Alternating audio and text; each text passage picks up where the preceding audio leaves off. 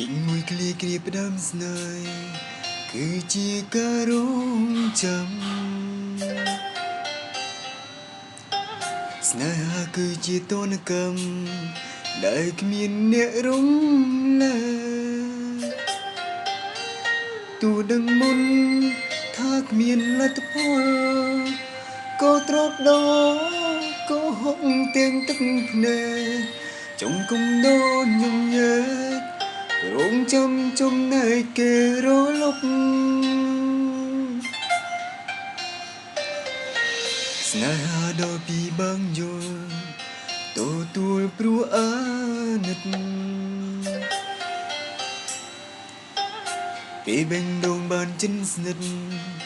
គេក៏វិលត្រឡប់បងមើលដឹងថាពេលនឹងគេភ្ញាក់ខ្លួនដឹងថាស្ងួនពេលគេវិលវិញអារម្មណ៍មិនស្ងប់ស្នេហាយើងដល់ពេលចប់តែអូនខំប្រឹងបន្លប់ព្រោះខ្លាចបងយំគឺបងម្នាក់នេះជាចំណែកលើ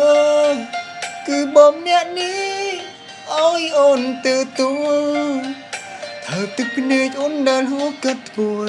ថើបអូនជាលើកចុងក្រោយឲ្យអូនទៅគេវិញ